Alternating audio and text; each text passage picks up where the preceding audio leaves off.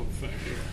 Your screen seems a little strange. Let me help Shaw with hers. No, I don't need help. Oh, okay. Other than to ask a question about new business. Okay. Do I need to run new business by you before I talk about new business? Just leave these guys on. There we Okay. You need to run it by Brian. And then you- Yeah, we go. Okay. Yeah. we do set the agenda like a week ahead or so. Okay. Yeah. All right. But we can easily, work it in. Okay.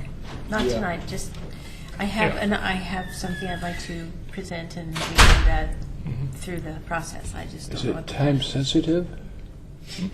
Oh, it's only about 30 years too late. So. Oh, No. okay.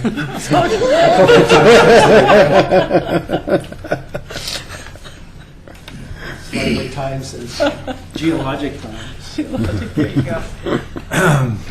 Okay, yeah. So, yeah, what our city recorder tries to do is kind of keep some consistency with the agendas for all the different boards, but each board is a little different. If you guys have a preference for the types, for the way our agendas should be organized, let me know and we can change it at any time. What we come up with is kind of what has been working, but it's open to change. Yeah. And there's a point on the agenda where we would put stuff on the agenda for future items at the end.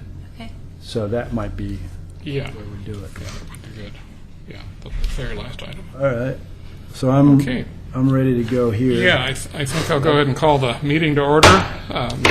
Everybody's here that's going to come today. Jerry is out doing a couple of grants, and Marlo is under the weather, I understand. Yeah, So, sick. and couldn't make it. we do have a quorum, so we can just go ahead with our agenda. And there's no public here, so I don't think we're having public comments, so we'll go ahead to the minutes. And We don't have any minutes yet. we do not have No. minutes at all, so. Yeah. But And is there any old business not already on the agenda? that is your election of vice chair from the okay. previous meeting, which was tabled to Right. this meeting. So Okay, so, Jerry asked me to relay some information about this as well. So Okay. yeah. do you want to go ahead and do that? Jerry highly recommends Shaw for this position, and he said, "You are charming," Oh, that was perfect. and that would be a boon to the position. So and there was a lot of other things that Jerry said that were very nice, but I wasn't going to go into a whole lot of detail about that. Somebody explained what's involved with being the vice chair? Yeah. Basically, all that's really required is, in the absence of the chair, you run the meetings. And if he was absent for setting the agenda, you would have to do that as well. Those would be the main two tasks. This, I believe, according to the rules, that this is only going to be for the remainder of the one-year term. So, of course, there'll be another election in January, Right. which I don't think there's anything saying you can't run multiple times. No. Okay, so, You can do that. And at the Yeah. beginning of the year, we would have elections for all the offices. Yeah. I'll also point out that we're entering the holiday season, and the next two meetings after this are the two that are most likely not to happen out of the whole year. So, Yeah. just because Right. of Christmas and Thanksgiving. So, Yeah.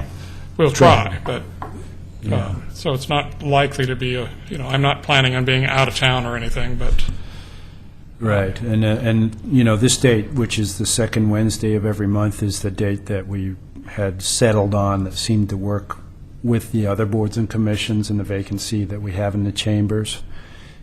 If we absolutely have to have a meeting, and there's consensus among the group to have one, that's not the second week in the Wednesday of the month, we can accommodate that. We just have to work around the schedule, and then we have to abide by the week notice for the public. So, yeah.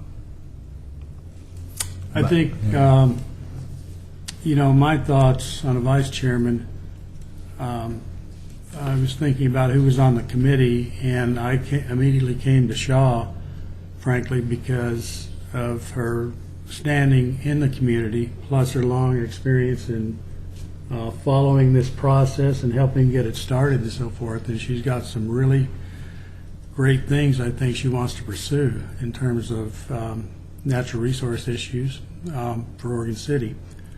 I'm not sure who else is interested.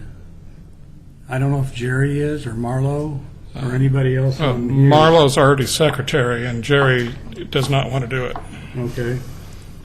But I would highly recommend, from my point of view anyway, that Shaw at least consider that possibility if nobody else is stepping up, Well, I'd second that. He didn't make it a motion yet. Kind of a draft movement, yeah. But well- then maybe we should hear from Shaw to see what she's thinking, and anybody else. Eric, are you? I honestly haven't put a lot of thought into it. If Shaw is interested, I'd certainly. Or Bob? Yeah. Well, I'm kind of just took on that south end CAC, so I'm going to be kind of doing that addition and all. We kind of need to spread some things around. Yeah, plus you're on the south, you mean the South End concept Yeah. plan? Yeah, all right, yeah. Yeah. I think that it's a valuable position, and I think Shaw would be do pretty well in there. I can see ways that we could, in the future, like maybe next year, get a little more for the vice chair to do. As far as developing agendas and making sure everybody's speaking up as far as the agenda goes, and those would be just samples. And but as far as Shaw personally, I think that she's real strong in pursuing legislative goals, and she'd be really good for us in that way. And so I would really like to see her on as well.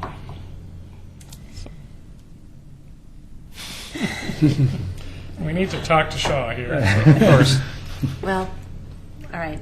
I appreciate the votes of confidence. I am not that experienced at running public meetings, but it would certainly be an opportunity to learn sitting next to you. And if I had to, I certainly could fill in and do that. And, it's only a very short term at the moment. We'll see how it goes. I'm sure it will go well. And I will accept the vote of confidence, if you want to call it that, or the opportunity, and see, we'll move forward with that. Okay. So, if people like to say anything more, we need to have something termed as a motion. Right, so, Which you basically said it. You didn't say that was a motion. So I'm just Well, so moved. so moved. Okay. That was a second. yeah, I call that Okay. a movement motion. Okay. In the spirit of consensus, I'm just going to ask if there's any more discussion on this subject, and if not, if there's any objections. And so, in the spirit of consensus, we'll have our new vice chair, Shaw Spady.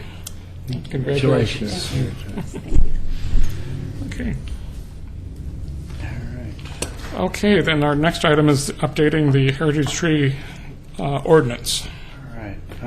And So in the staff report here before you, which is not on your screen, but I'll click on that item on the screen so we know where we are on the agenda. The staff report talks about discussions.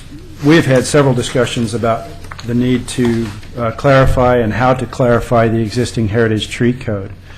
That, just for your edification, is embodied within the Public and Community Trees Code section of the Oregon City Municipal Code. And this process, which the Natural Resources Committee is involved in, involves a process for nomination of heritage trees and groves, both on public and private land. When the code was adopted, the NRC was not functioning at that time. So there was no mention of the NRC in the process of review. However, now that the NRC has been in meeting, we've been sending all these heritage tree nominations before you for a recommendation to the City Commission. And Richard and Brian and the rest of you have seen some of the issues that have come along with the nominations. There's been discussion about the need to clarify the intent of that code section, to clarify the criteria for approval, and also to clarify the definitions. And for example, one of the criterion that might be considered by both the City Commission and the NRC is whether the tree or grove is publicly accessible and viewable, which is not part of the current code. So those are the kinds of things that would ideally be part of code recommendations for revisions to that code section. Since the code is part of the Chapter 12 of the City Code, which is not the zoning code, but it is part of the public places parts of the code, it can be adopted by ordinance by the City Commission. Most likely we would want to send that to the Planning Commission as well for a review first, and then up to the City Commission. And one important point for your consideration is that as a staff person who reviews development review and is familiar with several other of the regulatory aspects of trees in the city, I feel that the Heritage Tree Code should not be used as a regulatory tool, but it needs to be used as an incentive tool and in order to celebrate trees and codes and groves in the city that are clearly prominent, clearly worth saving, and able to be saved in perpetuity. And another aspect that we've discussed is how the property owner who is responsible for that tree is receptive or not to the designation of the tree, because that has some bearing on the survivability of the tree as well. And so the way it works right now is if the tree is on private property, the property owner has to consent. And if the tree is on public property, then it can be sent forward to the City Commission just through a recommendation of you and a staff report from staff. What we've seen is that certain trees in certain locations that are growing in public places become controversial through this process. The last tree was a tree growing in an alley that was the same tree, and the abutting property owner wanted to cut it down, but the person across the street wanted to preserve it. And so, that has created this neighborhood conflict, which we would like to seek to avoid if possible. And I think one of the ways to avoid that is to clarify the intent and criteria and approval criteria for the code. Just to bear that in mind as we move forward with these kind of revisions. One thing I'm wondering is, we're looking at kind of like from the committee perspective, but I'm thinking about individuals that may invest the time or energy to try to nominate a particular tree, and I'm wondering if there's some kind of lay language fact sheet or some kind of thing to make it more productive or easier for people to make good decisions about whether or not they want to proceed, that might help prevent somebody or lessen some of the problems, because people don't know kind of like what they may not understand what they're getting into or what's entailed or what the purpose is. And if you had a one-page sheet, identifying resources, range of costs, for arborist assessments, these kind of things, it would help people participate more productively. Yeah, some of the application materials could certainly be updated to provide better information. I guess the long-term ramifications of designation. As far as additional incentives today, and in terms of either monetary resources from the city or technical resources and those kinds of things. There's no monetary resources today that the city has to offer other than the cost of administration for recording a restrictive covenant on a private tree, which is part of the requirements, which runs with the land and ensures that if the property is sold, the tree remains protected for as long as it's living. And that is something that the city does at no fee to the property owner. And we also are purchasing the plaques for the property owner as well. Beyond that, arborists support actual pruning work and those kinds of things are all at the expense of the owner. Yeah, which is of course true of any tree in their yard. Right. Yeah. Yeah. What's the status of the last tree we looked at, considered? Oh, yeah, good. Did that go to Thanks. the I meant to commission? get into that.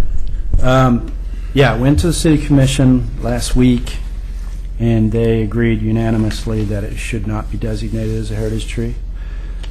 So the owner is moving ahead with putting together a replacement plan, and until he's turned in a suitable replacement plan, the tree won't be approved for removal. So I'm still waiting for that from him, and he's requested some materials from the city on what suitable locations might be, because he's got limited planting area on his property for the 8 trees that he's required to replant. I'm sorry, how many? 8. Eight trees. 8 2-inch trees, 2-inch caliper. So, yeah, we're working on that. Yeah. Thank you.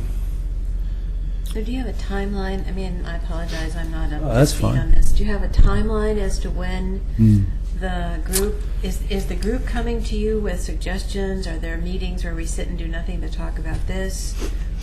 What's the process? I believe your direction to me at the last meeting was to work on the code for you. And I have not been able to get to it in the last month, but my hope is to review the revisions that Brian and Richard have already worked on and give you some of my comments. So, Just, yeah. Yeah. is it possible that you could send out what we've already done to everybody so that we'll all be on the same page? You get Shaw up to speed on that? Yeah, I And thought that I thought way you we'll had have that. something to look at and you know, Mhm. discuss back and forth, I guess. Right. Yeah, and this is something that we can all just do via email. Yeah. Yeah. So, yeah. I'd like to make a comment on this. I think one of the most important roles that we have here on the NRC is exactly this, helping clarify some of the code that is a little bit ambiguous. And I think the Heritage Tree Ordinance is a perfect example. And really kind of my interpretation of that is I agree with what Pete said, where it really shouldn't be a regulatory avenue. I think it is much more of a, in my eyes, more of a way to celebrate a historical element of the tree. And when we start asking the Heritage Tree Ordinance to take on a regulatory or even really start to try to look at ecological value, it starts getting really messy. I think it's over expanding the role of what the Heritage Ordinance should be. So I would really like to see the Heritage Tree Ordinance kind of focused more on the historical aspects of the tree. And I think, if we looked around at some of the other heritage tree codes around the area, I think Lake Oswego, for example, I think they do focus in on just that historical element. So. You were saying not, I think you said partially not to consider the ecological status of the tree, but it's more the heritage part. Right. That's Right. Yeah. And I think, That makes sense. perhaps there's something else, some other avenue that we can use as, if a more regulatory aspect is needed. But I think Pete also mentioned there are some tools already out there. Yeah, I didn't get into that, but the code today, the discussion that has been had in the past with Planning Commission, City Commission, and with the NRC to some extent, when the question is asked, should we regulate trees on private property throughout the city, we discussed that in detail about 2 years ago, and we looked at resources and availability of staff to enforce such a code. We also discussed whether it would be palatable or acceptable politically to do that. We also talked about what it means to decide to protect all trees of a certain size on private property, regardless of whether they're in an overlay district or not. And how do you know where these trees are to enforce the code if you are strictly relying on complaint basis type enforcement, which is the way Oregon City currently operates due to its staffing? Any aspect of our code is only enforced on a complaint basis, which is not a proactive way to do things. Ideally, you have some combination of incentive-based tools and reasonable regulation to ensure that tree canopy is maintained and increased throughout the city. You're also dealing with urbanization within the city as well because of our planning regulations that call for infill and density within the urban growth boundary. So these are some of the aspects of tree regulation that really need to be fleshed out, not just at the NRC level, but by the Planning Commission and the City Commission before a comprehensive tree protection ordinance is established, in my mind. In spite of that, we do have several regulations in place for protection of trees. One is Chapter 1741, which is the development review regulations with pertaining to when a property is going through development review. And that provides for various types of mitigation for removal, incentives for preservation, etc. It's certainly not as comprehensive as other communities like Lake Oswego. So that's one. Second one is the Natural Resource Overlay District, which is the Title III and Title 13 compliance overlay. So that's the one that protects streams, vegetative corridor next to streams, and wetland habitat, and to a certain extent upland habitat.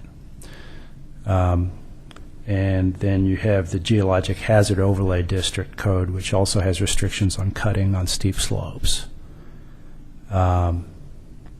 So those three separate codes do regulate trees, and they provide what's called clear and objective criteria for removal and replacement of trees. They don't expressly forbid the removal of trees in any situation. If you've got a development where it's not practicable to preserve a tree. So that's something for you guys to understand.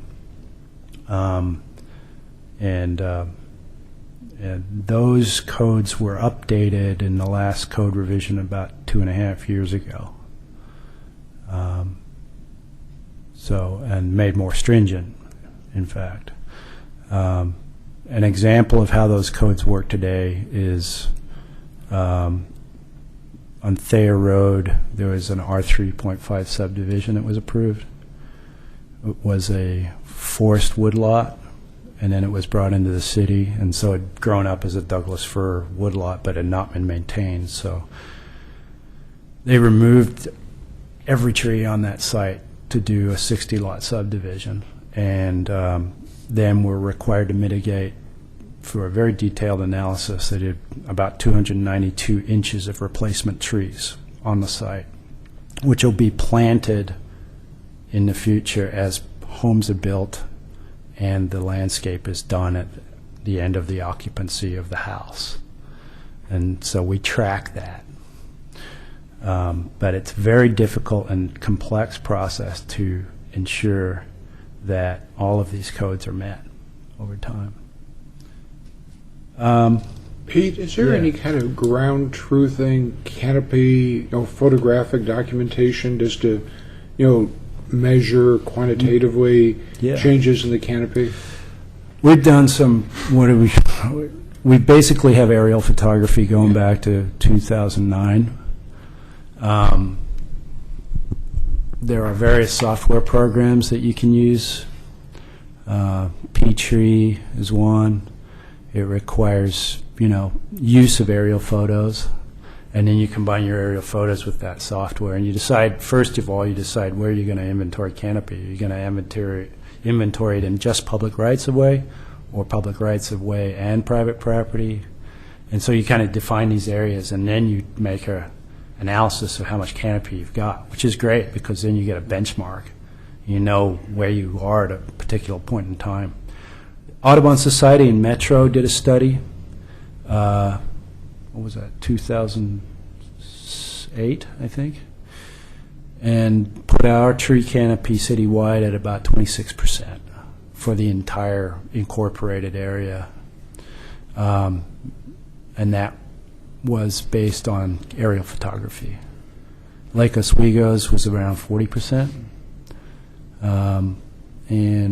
So the average of cities that we looked at was right around 25%. So it kind of depends on what the goal is. If you have an urban forest management plan and you want to make we want to get to 40%, which I think is what Portland has set their goal as. Then you have to have an urban forest management plan, a planting plan, goals for partnerships, priority areas for replanting, and you have a fully fledged program and staff to facilitate that. And Oregon City is not there yet. I have Yeah. a question. If a homeowner is it normally the homeowner that applies for the heritage tree, or does somebody else apply? If it's on private property, the homeowner or the property owner has to consent to the nomination. Okay. Yeah. So if a Yeah. private property homeowner consents to it, why would the city not accept it? No, the ones that are consented to by the property owner are always forwarded and usually approved. The last two that have been that way have been approved no problem. Okay. The one that wasn't was growing in an alleyway, and it was kind of a difficult situation to determine whether the tree was planted there or not. And that wasn't a basis for review. The basis for review was whether this tree met the heritage tree criteria. And once we determined that it didn't meet the heritage tree criteria, then the next step was we will evaluate it as a public tree, which is a separate part of code and provides for removal and replacement. If the tree is healthy, the number of replacement trees is higher. If the tree is dead, diseased, dying, or hazardous, it can be replaced one tree for one tree, regardless of the size. And this was well over 36-inch diameter tree, walnut. And so the code maxes out at 8 trees currently. That's the way it is today, yeah. But codes change, can be changed. One more question, I guess, Brian. On the, I had a question mark by the regulatory tool that we've been talking about a little bit. How would somebody use that exactly? I didn't quite get how that could be used as a regulatory tool. Well, the fact is, if you go through the entire process of if a tree was consented to and approved by the City Commission as a heritage tree, a covenant is recorded, which says that the tree cannot be removed unless it is dead, diseased, dying, or hazardous. That, in and of itself, is a deed restriction on the property, Right. which is essentially a regulatory tool of some kind. Somebody would have to go through a significant process to show that the tree needed to be removed.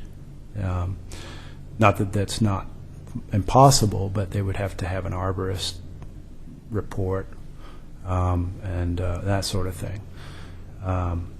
So there's a provision in the code that states that, you know, you've got to show that the burden of keeping the tree, if you want to remove the tree, you got to show that the burden of keeping the tree is absolutely, you know, too much to bear compared to the cost of keeping it. And that's a pretty high bar for most people. And so that's the way it's written today. Yeah. What it would mean in terms of development, if you were to want to partition your land, it might potentially prohibit that. You know, you might have to wait 5-10 years before you could partition land. If you did want to partition your land, you could potentially put the tree in a tract and make that tract protected, or just just recognize the covenant area. And the city code already provides incentives for what we call on-site density transfer, if you wanted to do that. So it would allow you to shrink down the size of one of your parcels. It wouldn't necessarily have to meet minimum lot size if you were going to protect that tree, which is one of the ways we've tried to incentivize protection of trees in the code. But to date, I don't know of a single application that's taken advantage of that. Yeah. Yeah, so far it's been in well-established city lots, not, you know, new development. Right. Yeah. Yeah. The way you stated that first sentence there on page 1 important point for our consideration is that the Heritage Tree Code not be used as a regulatory tool. It's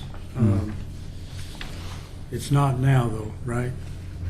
Or it is now. It depends how it's used. It could be. Yeah. Mm-hmm. But what's your intent of that sentence then, I guess? I'm not sure what do you want us to do, you know, on that? I believe there'd been some consideration. discussion pointing towards adding more regulatory items in there.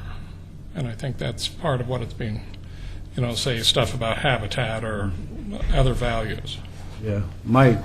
If I would clarify that sentence, because I wrote it in haste, is that, you know, I would caution the NRC that not to use the Heritage Tree Ordinance or any revisions to it as a regulatory tool. Of course, you know, and one of the ways to do that is to talk about the intent. Another way to do it is to clarify the criteria for review, and also what the follow-up provisions are in terms of what the covenant allows for that is recorded on the property. The city attorney has drafted that covenant in reference to the city code. Yeah. Well, in regard to environmental type things with heritage trees, there is also already a criteria for that, you know, in the code. Mm-hmm. So is that for, it sounds like, Eric, you'd like to see that reconsidered or discussed, or? I think it's discussion is warranted on that. I mean, ideally, I'd like to see this just as, you know, use the heritage tree as a way to proactively acknowledge a particular tree rather than using it as a kind of a last-ditch effort to preserve a tree in a questionable situation. You know, I think it's useful to have a tool where you can do that, where it doesn't have all these other possibly contentious issues tied to it, where it's just something that simply celebrate trees proactively, you know, get out there, help educate, inform people about the value of trees and things like that. And I don't know if there's a way to kind of separate the two, but Well, you mentioned Lake Oswego Code as an example. And Yeah. I haven't reviewed that. I don't know what it's like. yeah. Yeah.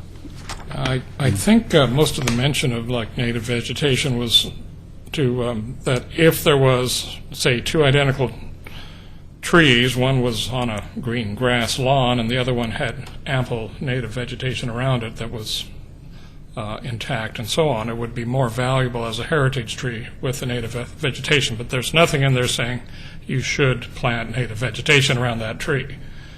And as long as we keep it that way, I think it's okay. But yeah, turning it into an overlay type situation would be another story, though. All right, so I think right now, it looks like one of the criteria is, does it provide a habitat for rare species of plants, animals, or birds? Yeah. That's one of the criteria. And once we get to discussing it, later on, I guess, I think about the way Eric does on this, and we haven't discussed it at all either. Right. But it'd be nice if we consider this just sort of as, heritage, historical, state heritage tree, whatever, those criteria without consideration of other issues. And, but I'm not sure of the intent of why the habitat for, rare species of plants, animals, and birds was originally put in there. It almost seems like an afterthought in a way, It's because we're talking about heritage trees, right, and that's not an issue directly involved with the tree in a sense. It's the things around it. yeah, this code was pretty much cut and pasted from the Lake Oswego code. So that's one of the dangers of reinventing code. It doesn't fit your community. I'd like to present kind of a contrarian point of view, I guess, and thinking all the way back to Barry Commodore, was it so, everything being connected to everything else. And somebody else said nature bats last.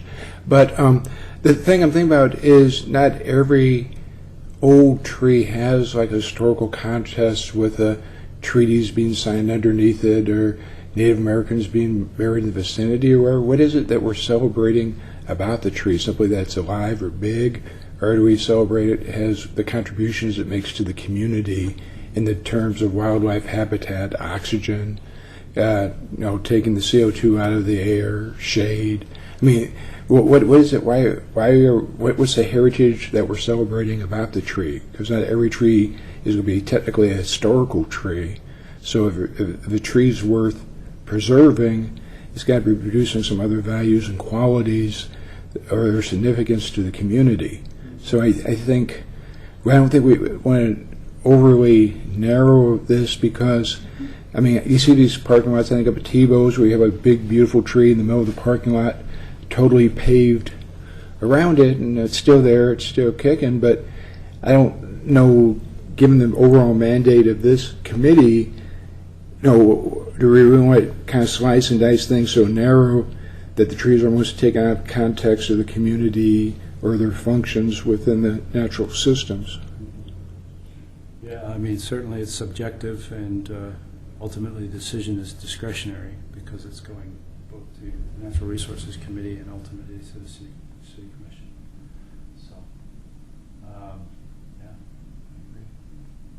I agree. All I'm saying is that there's probably something to be said for identifying the intent of your code sections. We have a natural resources overlay district.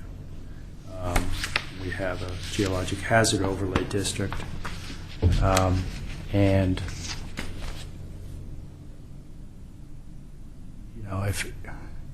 if any type of land use regulation or any type of regulation tends to go too far to the point where you start dealing with property rights, then things get controversial in a hurry. And that's why the land use code is so specific. And I agree, yeah, sometimes codes can be too specific, especially when you're dealing with discretionary items. And so I would just caution you about that. It sounds as if this is something that would warrant a work session with the Planning Commission, which is more informal, and you actually get a lot of perspectives that way. And since the Planning Commission hasn't been very busy lately because development review's fallen off, I would suggest to Tony that we move forward with a work session on this.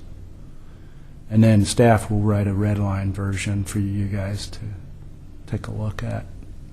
Yeah. If that's something you want to direct me to do, I'd be happy to follow up on it. Yeah, I think that would be a good way of moving forward. Yeah. Yeah, I agree. There does need to be revisions, that's for sure. And that would be a good place to get those all up on the table again. Okay. We could do that pretty quickly, I'm sure, before. The Planning Commission meets on the second and fourth Mondays of the month. So would mean They've got one coming up then, is that, yeah, I guess they would have one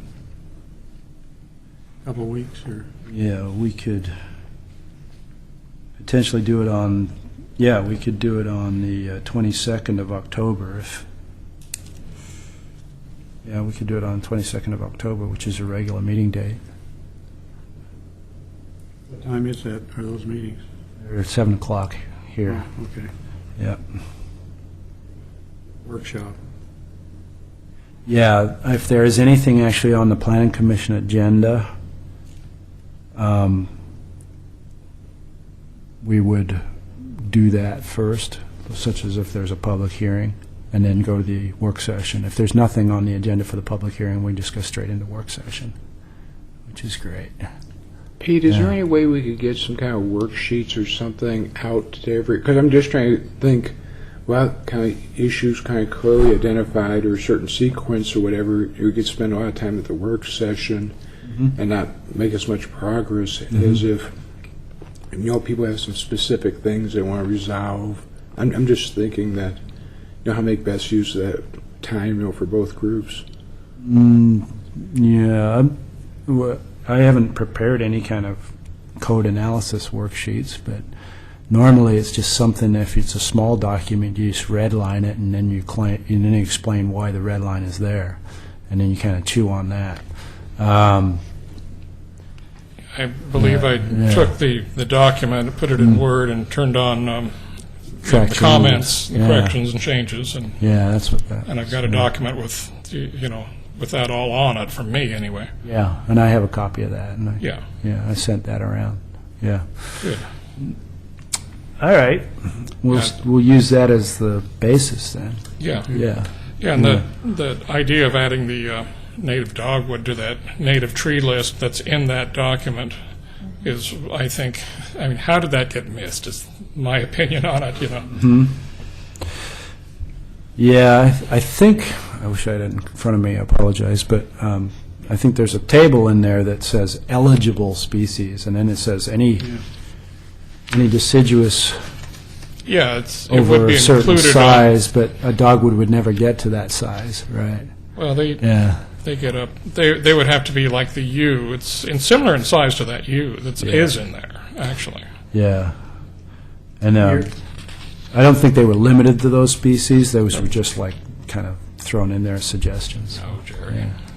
Yeah, I think, I'm looking at the table, I think it's the right one, tree eligibility based on size. That's the table, yeah. You had Oregon white oak, Douglas fir, western red cedar, ponderosa pine, western yew, and then other deciduous and horticultural tree species up to 20 inches, and other evergreen and conifer trees Up to is what it's. up to 18, yeah. Okay. So you're saying like, Throw the dogwood in, which is By actually a name. little larger than the yew, with 6 inches or some size like that specified. Because it is one of our more valuable, it's the most ornamental of our native trees, and it should really be on that list. Yeah, that's kind of the next engine. Yeah, it's- The fourth agenda item. Yeah.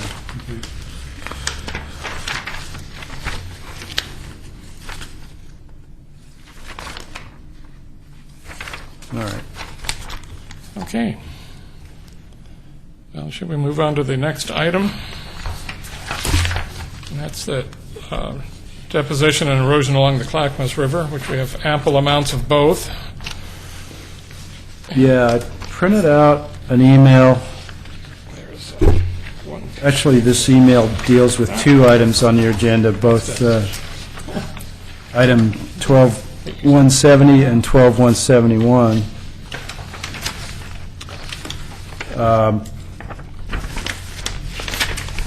John Lewis and Denise Kai. John Lewis is our interim public works director, who's taken over for Nancy Krashauer.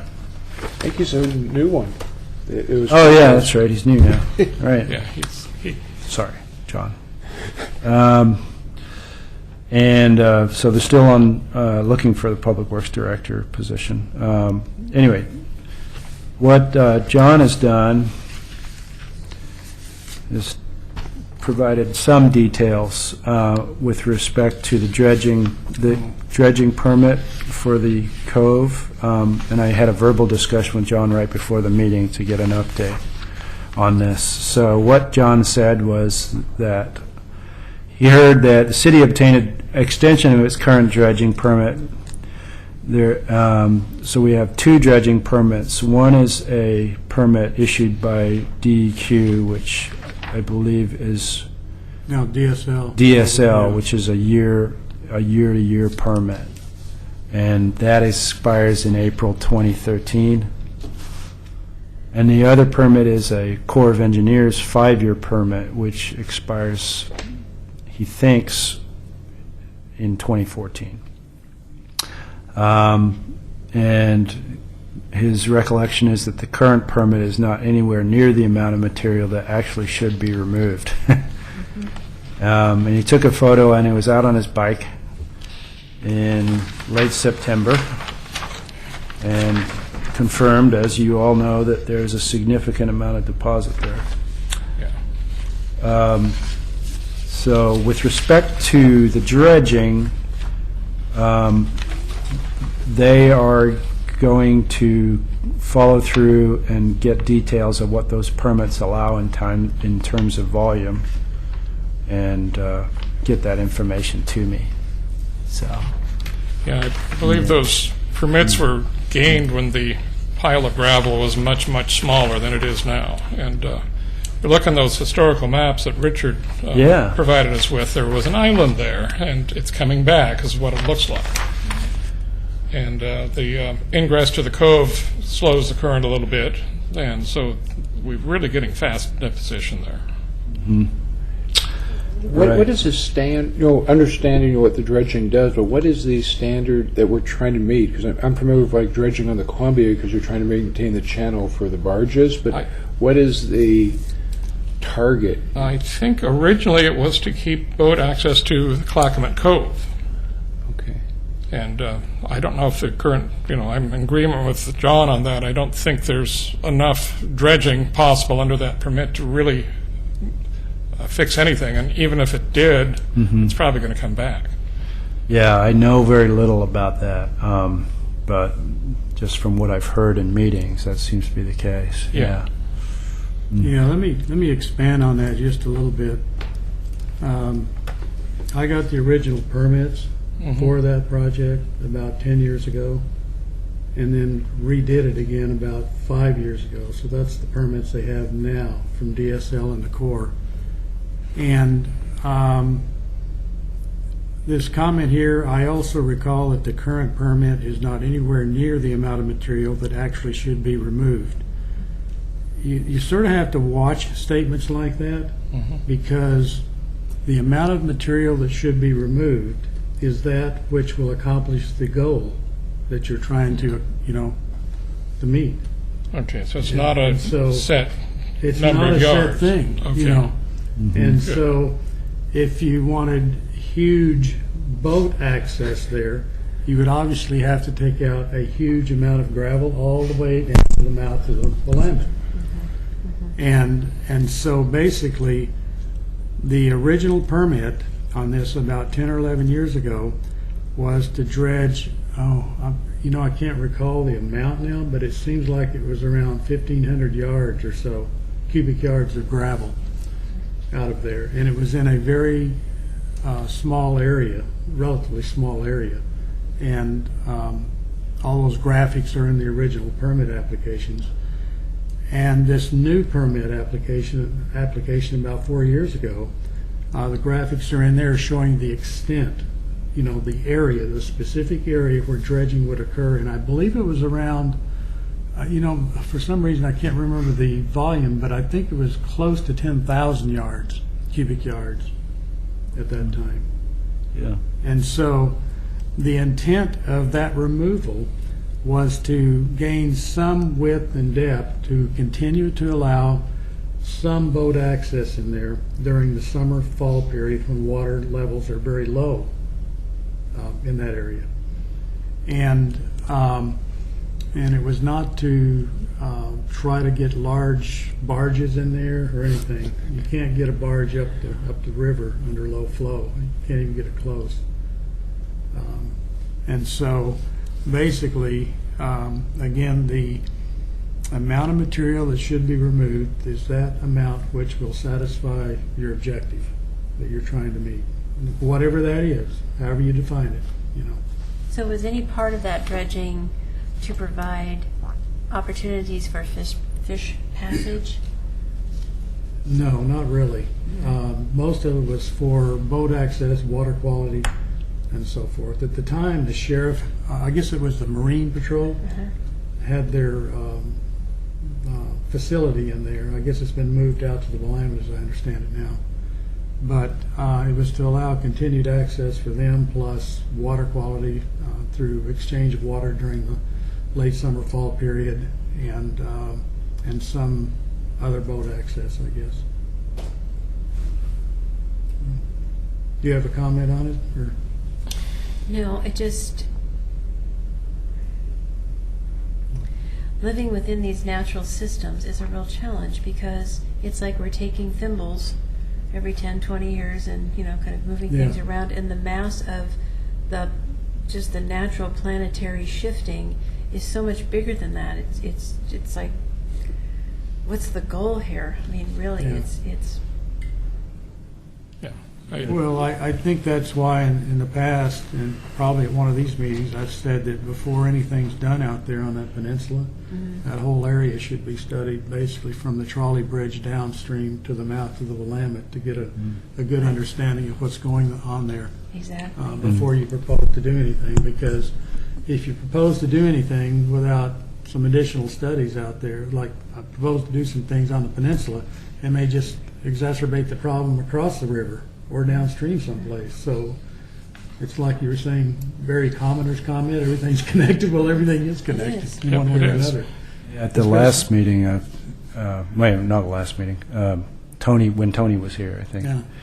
mentioned that in his budget, community development budget, we've got $15,000 to address the city commission goal, which is to somehow address stabilization of the cove and peninsula. Whether that money should be spent on actual plantings or study has not been defined. If the NRC want to provide a recommendation on how that $15,000 is spent, this would be a pertinent item for discussion. Because as Richard has said, the hydrological forces that are going on are larger in scope than the mouth. Just observation of the peninsula, it's being undercut. There was 2 landslides this past winter, one of which involved several large trees that went in the river.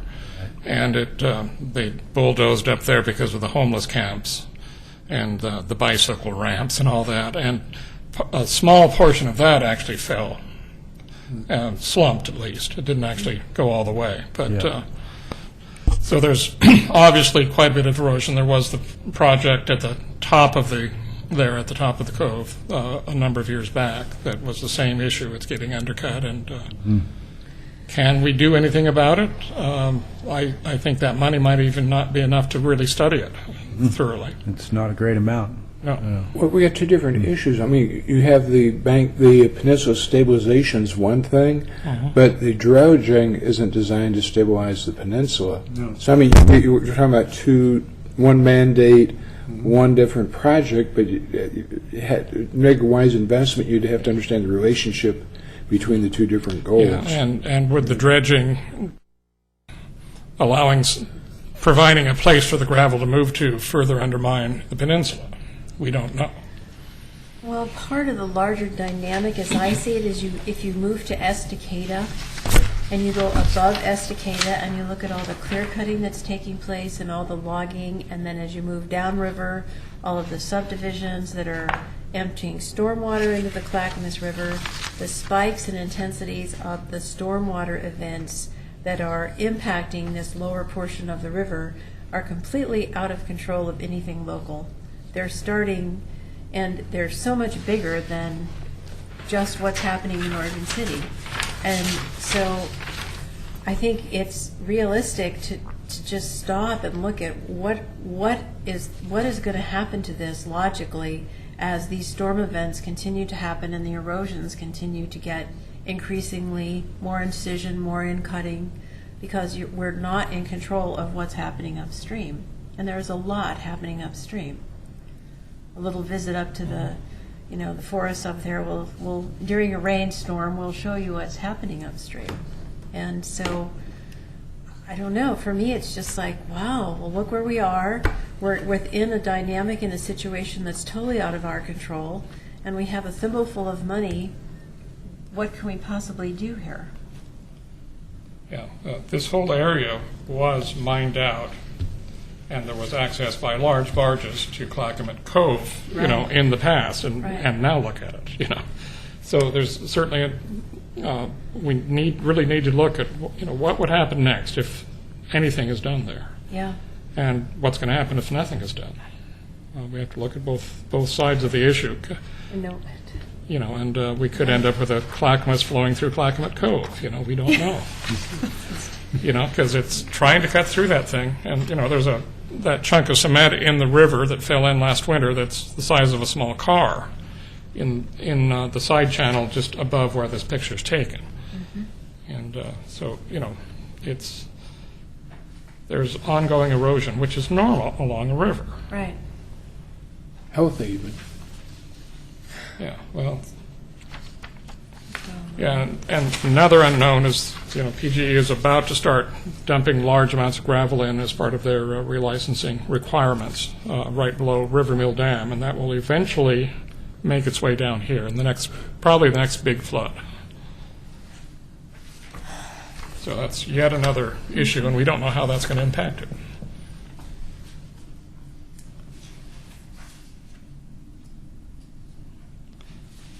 And, the Shaw probably doesn't know about this one, but we also have a major bridge abutment that's undercut. It's an old railroad bridge that's not in use.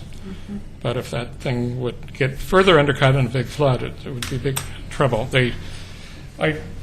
If you remember that picture, there was a little bit of cement that jutted out from. That is what they did last time when it got undercut about 3/4 of the way across.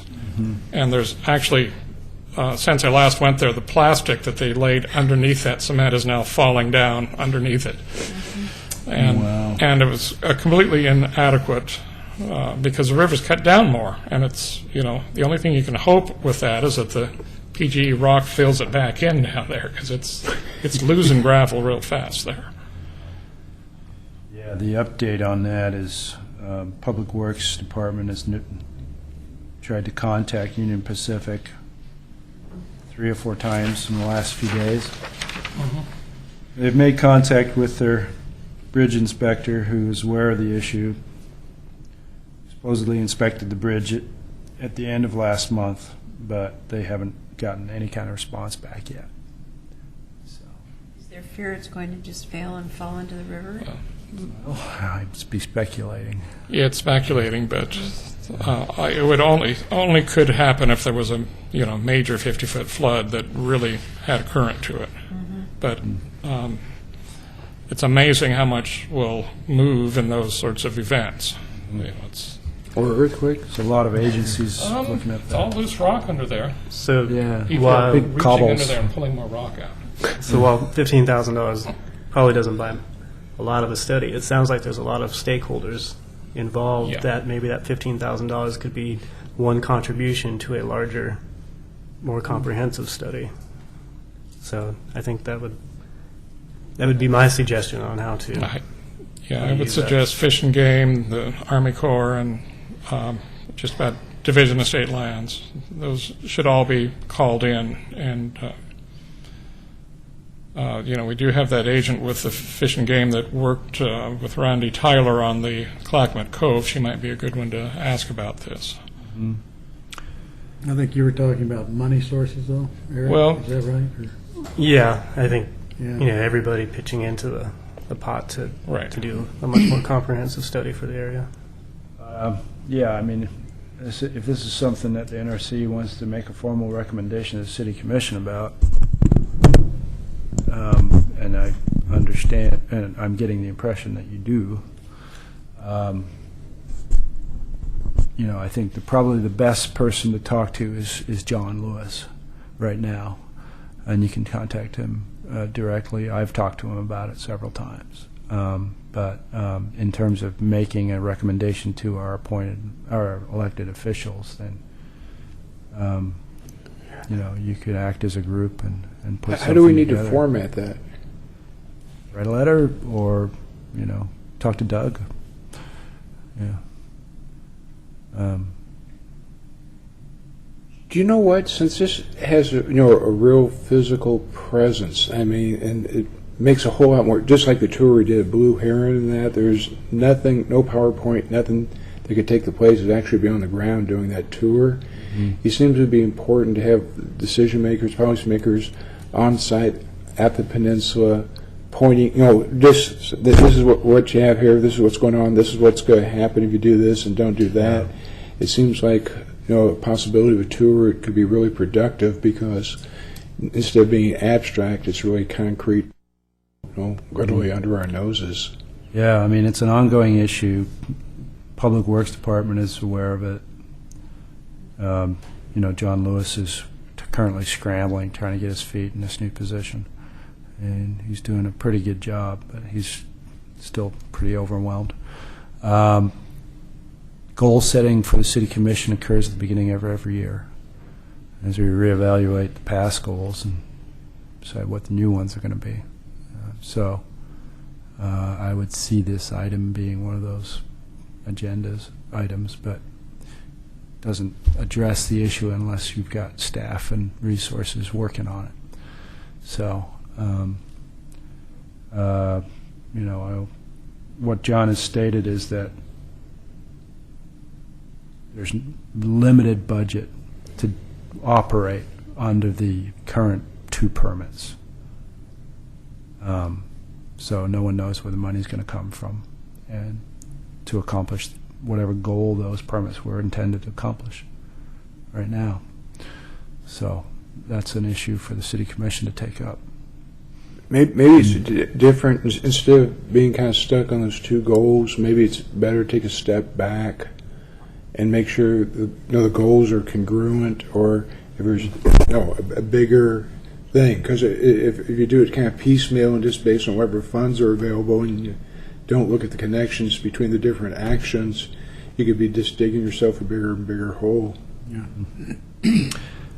Right. How does this fit in with the Cove development? As I know, And I don't know if you can tell us anything about what's happening there, but I think the timeline for extension of any approvals and development agreements is pretty much passed. Well, actually, at the last meeting, they agreed to extend it. Oh, they did? Yeah, they did. Wow, no one tells me anything. Yeah. And there was a fair amount of community support for doing that. So Yeah. the council did agree. Yeah, great. So we've got the same developer with the same basic plan, but he still has to perform in the next little Sure, bit and, here. the land use approvals aspect of it needs to be concrete. But, yeah. I guess, Potentially, the peninsula was part of that plan. the Fish and Game people recommended that it be set aside for wildlife, partially due to the instability of that area. Yeah. It's a dangerous place because it's close to straight off on both sides. I know the planning department hasn't reviewed anything in three or 4 years. Yeah, I guess I was wondering how what the developer expectations were in terms of the city continuing with implementing the dredging permit or anything. Yeah. Somehow, I do maybe know- there's no relationship. I'm not sure. The frankly. developer would like to see boat access. His original plans included docks for fair-sized watercraft, private watercraft, not, big commercial ones. But I've told him point blank that, you can't trust that access to be there, and maybe he wants to go towards smaller watercraft like the kayaks and canoes that are using it right now. Yeah, and I would assume he'd want to. Inner tubes. An inner tube dock, gosh. I mean, in terms of city development review, if it's in the cove, in the water, we would potentially review a site plan review for that. So far, what's been approved is the platting of the right-of-way of Agnes Road. A couple of hundred units of apartments, which I believe has expired. And the area that was slated for office space. All the paths and platted, tax lots have been laid out, but we haven't seen any development proposals for those, other than the apartments. Okay, so there's no development proposal for in-water work? Not yet. There was concept plans, but not actual plans. Okay. Right. Pete, is the city under any obligation to maintain access to the cove? No, water access to the cove? I'm just, regulatory or legal or... I'm just curious. I don't think so. Don't think so. I don't think so. Oh, okay. Yeah, it's. I think the cost of what it's going to actually take is going to prohibit doing that, really, most likely. It's not a one-time expense. No. Yeah, you could spend several $100,000 on it, and then 3 years later, oops, time to do it again. Or even 1 year later, depending on the flood Right, the flood year. recurrence. Yeah. that comes. Part of the problem is that's right where the tidal influence first hits, and the river slows, and bang, there's all that gravel.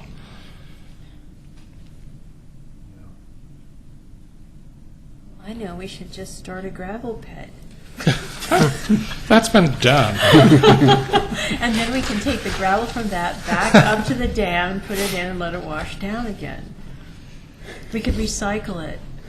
I think that's a really good idea. I don't even know.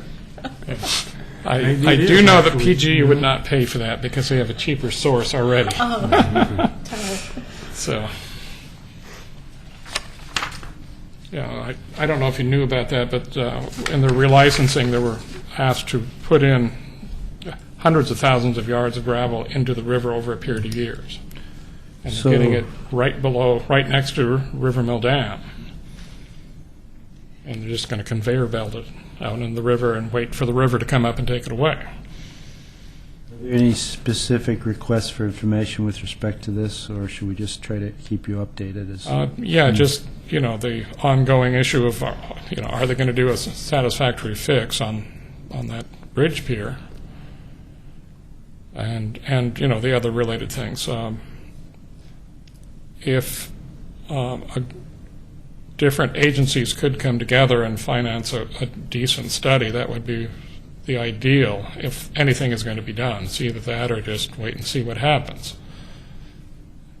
And eventually events will, require some action, I suspect. Probably more expensive at that point. Yeah. More imminent. Right now we have time, I think. I don't think I would be too optimistic of finding funding from federal state agencies like Department of State Lands or the Corps of Engineers and and so forth. It's more like Clackamas County, City of Oregon City. There would be the major stakeholders, and I'm not sure who else might be. But then there's OWEB might be a source if you can tie it into wetlands and other environmental things. Do you know what FEMA provided a lot of money for Johnson Creek because of the flooding down around Foster Road, and somehow, depending on how this was packaged or presented, there might be some chance of getting funding from FEMA. It's not a guarantee, but Okay. And maybe Union Pacific. Actually, I knows? think it's their legal responsibility to keep that thing from falling over, I suspect. It's their bridge, and it would be a big problem if it did. Because, there's the steel superstructure and all that, like we discussed before. that's Amtrak Route 2, right? No, No? it's an abandoned bridge. It used to be the trolley bridge. Oh, okay, got it. Yeah. And it's been cut off. You can't even get to it. The kids manage to anyway, but it should be turned into a footpath, I think, and then you'd have a loop there with two bridges close together. You also have the property owners on the north side of the river, whose land is continuously being eroded also. Yeah, and I heard that there's some erosion around the 99 bridge, but I have not looked at it. I don't know how bad it is. Evidently, the State Highway Department decided just to wait and see. Yet another thing to go look at, But as far as a field trip out there, I think that would be a good idea. I think probably best just to figure out who the good invitee list would be, the kind of mixture of different folks from agencies and public bodies and that. Yeah, that might be a good thing, because there's different agencies that control different points. Someone from Gladstone should be along. They've certainly got erosion problems on their side.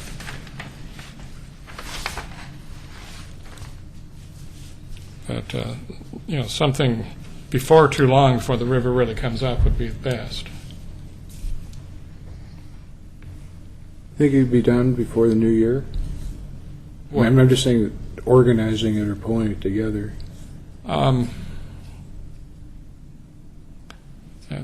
That's hard to say. We are heading into the holiday season, which makes it harder to do things.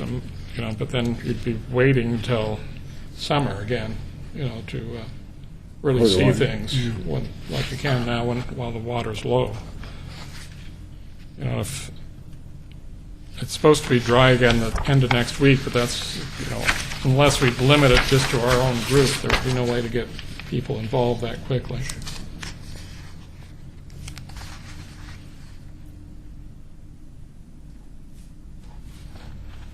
Okay. Well, related issue, I guess, is the boat ramp, which Denise Kaya, Assistant Parks Director, commented on in an email, and I just excerpted her email into the staff report. So the issue is that there is a variable flow due to the tidal influence that is affecting the boat ramp at Clackamas Park. When the tides are high, there's little or no current, and when going out, current can make boat operations difficult, and the switch between the two can occur during a boat trip. So according to Denise, the city does not have any projects for the ramp on the horizon. The State Marine Board is uncomfortable pursuing or supporting any improvements to the boat ramp due to the orientation of the ramp to the relatively new or post-deposit flow pattern. Current is perpendicular to the launch with a fast current right at the end of the ramp. What can we do about this? I'm not sure if there's a fix for that particular location or not. But there's been cases where people nearly lost their boats because they launched with no current out there because the tide was coming in. and came back, and it was, pretty rough, or between times visiting. So that's really the problem, is that, sometimes that thing's dangerous because it's at a right angle to the river current and so on. The fluctuating river current, we should say. Let me ask maybe a clarifying question here. When you say boat ramp, you're talking about the concrete perpendicular Yeah, ramp. right there in Clackamas. It goes right into the Clackamas. Yep. Yeah. Now, there used to be another tie-up ramp out there, a floating pontoon-type ramp out at the end of that also. Is that gone forever now, or what's the... Oh, no, Richard. If I haven't that's still seen that in there. the last couple of years. It's been longer than that. Has it been? It's been, yeah. I've never seen it. Oh, okay. Yeah. Okay. Okay. Yeah, so I suspect it fell due to river currents or something, but I really don't know what happened to it. Jerry would know, but Yeah. he could tell us. Yeah. So please explain how the boat ramp is an asset to the city. Who, me? Anybody. I'm just a planner. I don't know how to answer that. Well, I think there's an economic benefit because there's people who stay down that Clackamas Park, camping and stuff like that. I'm sure part of the reason they camp there is, because they put their boats Right. in the river and stuff. So there's businesses down there that I'm sure generate some kind of benefits Well, from. it's just providing public access. I mean, the public needs access somewhere, so I'm not... It's traditionally been Yeah. there and Meldrum Bar and other points for fishermen. And obviously, these people do spend money in the community and regionally, so there's an economic impact. You've got Fisherman's Supply Absolutely. and those sorts of things. And I know a lot of the several boat shops. Yeah. and people, the kayak rental place is making use of that somewhat, and so there's definitely benefits from it. The Sportcraft Marina, which the city operates, I think, through Scott Archer's department, which is community services, and has made significant improvements to that over the years. And, Did you say the city operates that? Well, the ramp it does. the ramp, Yeah. Oh, really? I yeah. wasn't aware of that. Okay. yeah. So that's a public ramp then, that without charge, without fee? Yeah. So That Yeah. sports... Yeah, it's right next to Sportscraft, but Yeah. that doesn't apply to any of the wooden docks there. Okay, all right, But this one parallels the river, so there's no problem with the current. yeah. floating one. Yeah. Pete, I've got a question about the boat ramp. Is the city responsible for all the kind of like signage regarding around the ramp, being in the park and stuff? Technically, yes. I That- think if there's a sign, if we can't regulate content of signs under a sign code, and we're not enforcing the sign code at the moment.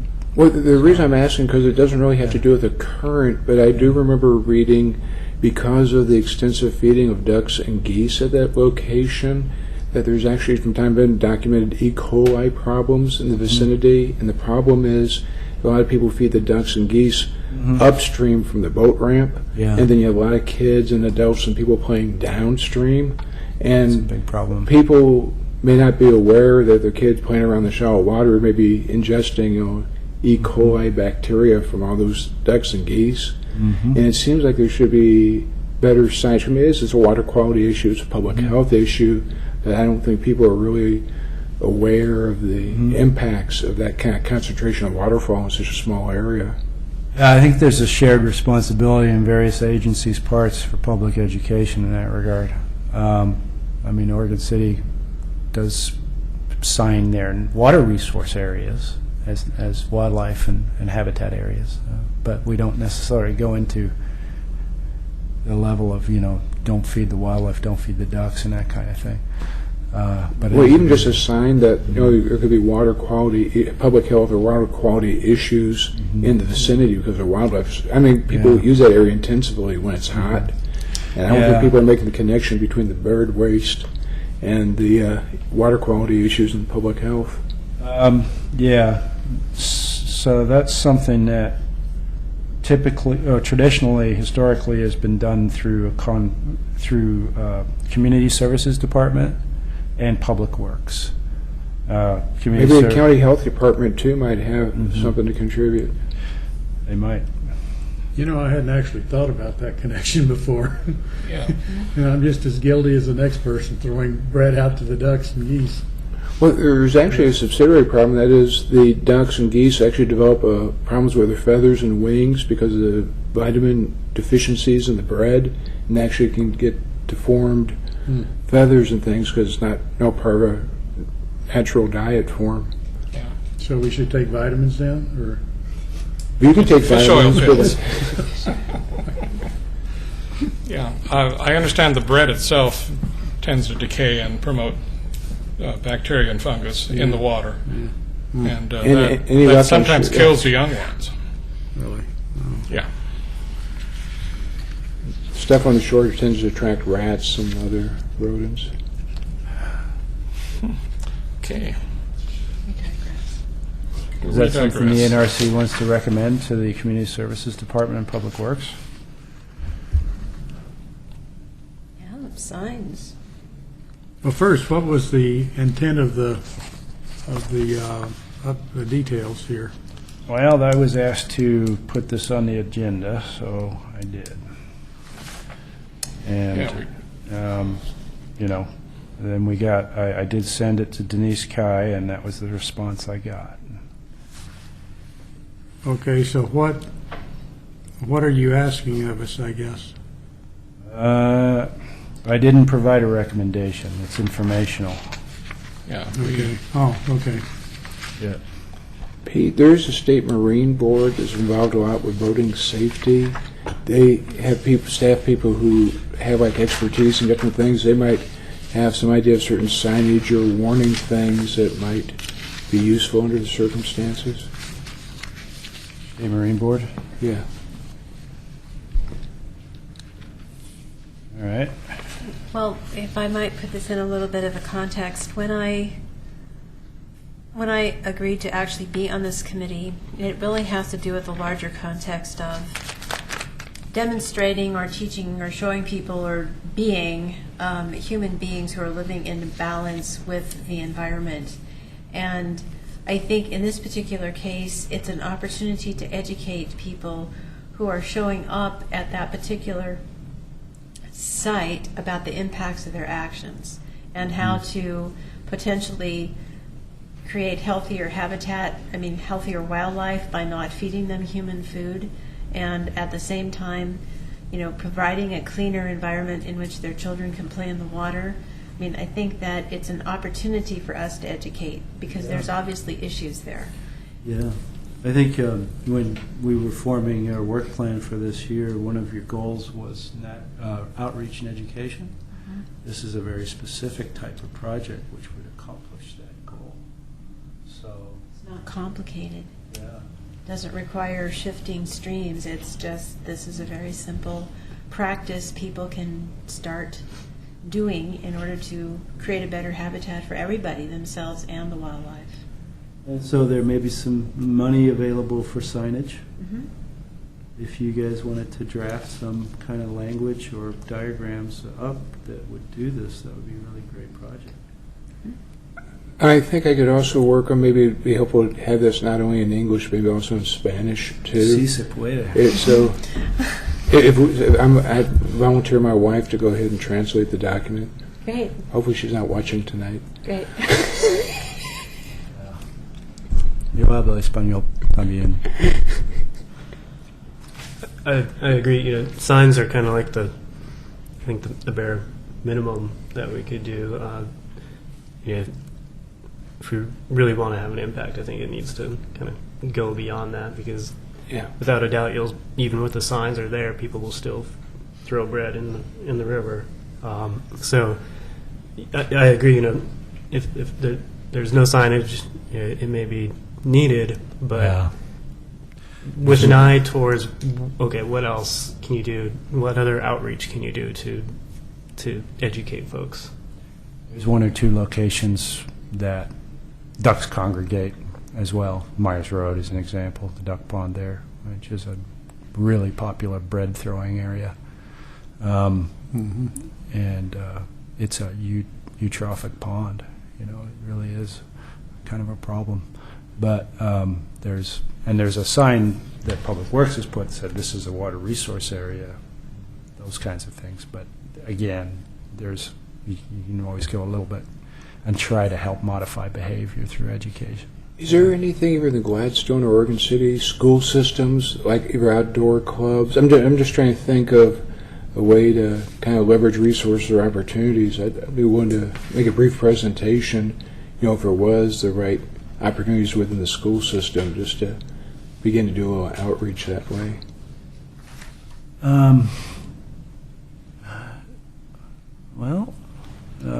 I primarily deal with folks from the Oregon City School District, and facilities people. So I don't have good contacts as far as. I've heard the Gladstone High School has a really good ecological or environmental studies group. That's what I've heard. Don't know them, but I've heard. Yeah, I think Jerry is in contact with that group. I'm sure, yeah. That'd be great. So last week it was Big Bird. This week it's the ducks that are going. Oh my goodness. So we basically have two items that need signage. One is the current issue, fluctuating current, and the other one is the feeding of the ducks and geese, which... Yeah, so we've got an immediate safety issue. Yeah.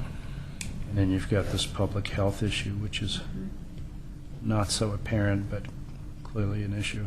Right. Is there any signage there concerning the tidal influence and so forth, or I don't think so. that would That's the next one. that might be Yeah. help folks a little bit. I'll try to send Denise a synopsis of our discussion tomorrow morning. Okay. There's a sign that you can see on certain trails that indicate if this sign's blue, you have icy conditions. It's just a way to tell with temperatures because they're like black ice and stuff. I'm wondering if there couldn't be some kind of, almost like a buoy that, if you have a tidal influence or it's more dangerous, you just work automatically just to warn people to be extra careful and either, taking off or coming back, just based on the water level. I don't know if the Sheriff's Department or the Sheriff's Patrol monitors that issue from a safety perspective or not. Seems like they might.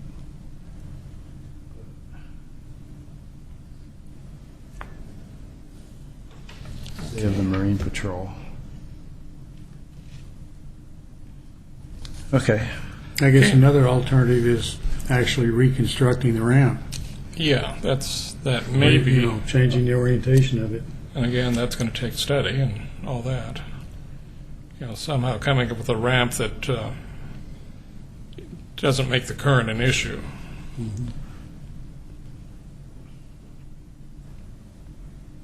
Right. Well, we also have yet to meet with PRAC this year. So I've been asked Scott Archer about that again. Yeah, that's a good So there's actually a dock in storage on the Clackamas Cove development site that belongs to the city. It's worth quite a bit of money. Been sitting there for years. I don't know how, anything about the technical stuff about using it, but it's just sitting there. When you say dock, what is you mean? It's a sections of I think it's artificial, like plastic lumber or something, but it's set up as a dock, and there's just section after section in piles. It used to be in the cove? It may- I'm not sure where it was originally. Jerry is our historian, and he's not here tonight, but he knows all the history. But it belongs to the city, according to what I understand from him. Well, that may have been the one at the end of the ramp. It could be, It was parallel to the flow, right, at the end of the ramp to the left side. yeah. And, but, it's not doing anybody any good at where it is now. Yeah.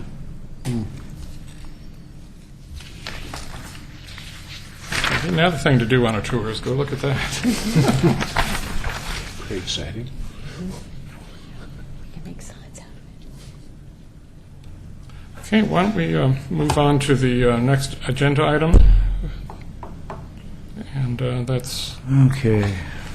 you had something to tell us on Yeah. that, Pete? The ongoing saga of street tree lists and various other lists. There are efforts afoot regionally to update native and nuisance plant lists throughout the Portland metro area. And because those regional efforts are afoot, planning staff and other staff have sort of deferred to some of these lists that have been adopted. One of the lists that I've found to be very useful is the September 2011 Portland plant list. This is a highly categorized list that discusses various hierarchies of plants in the metro area. And in daily practice, I will reference that list for people who come in looking for recommendations. The city has adopted, actually, resolutions for nuisance and native plant lists, and I think you may be familiar with those through previous reports. And the nuisance plant list that we have is quite old. It's 1999.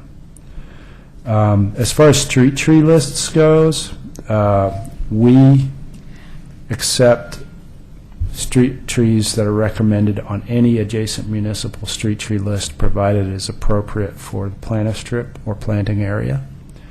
So a couple of examples that I've given you here are the Portland list for 2.5 to 3 foot planting strips. And you'll notice with this new computer system, you kind of have to download and then open up the system, but it works. That's one of the lists we use. And then the Gresham list, which is a little more up to date than ours.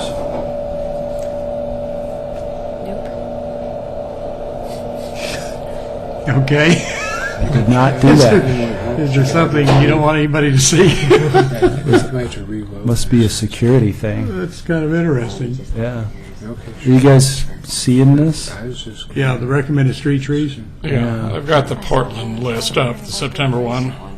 It looks pretty detailed as far as categorization, like you were saying. Yeah. Where that was. If we look at the Portland plant list 2011, which is a big document, That's where you are. once that loads, you can see how it's organized. And the Portland plant list doesn't specify street tree recommendations. No, it doesn't specify street trees, but it's a useful native and reference for invasive species. Pete? Yes. Yeah, I was actually talking to Angus Duncan with the Climate Commission, Oregon Climate Commission, and he was pointing out that Chicago, with their street trees, because of the anticipated changes in climate, with climate change, they're actually looking at like southern trees for replanting on the streets, because if they plant with the native species of Chicago area and the temperatures do increase and things dry out, their survivability is in doubt. So I guess what I'm thinking is you could continue to plant like what's always been here, but we've had a 1/4 inch of rain in the last 3 months. The driest period on record, it seems like we might want to take into account some, what's the right word, robust plantings that, can take into account, greater temperature and climate extremes. Yeah, I mean, yeah, I can see the value in that, particularly if Portland starts to embrace that sort of approach. Today, I guess if an arborist recommended it to us, because the way it works today is if somebody comes in, they've got a tree problem and they want to replace the tree for whatever reason, whether we require that the replacement tree be off a selected list or as recommended by an arborist. So those are kind of the approach that we take. What we're dealing with in Oregon City from a tree replacement perspective is a lot of the subdivisions and the people that live in them are not particularly happy with their street trees because they're buckling sidewalks. And that was because of policies that the city had in place that required street trees but didn't have a street tree list to back it up, and we also didn't have a sufficient planting area in our streets. So what we're seeing today is a lot of buckling going on, and slowly those trees are getting replaced with smaller trees, unfortunately, which doesn't gain you urban forest canopy. It just creates less of a nuisance for people. I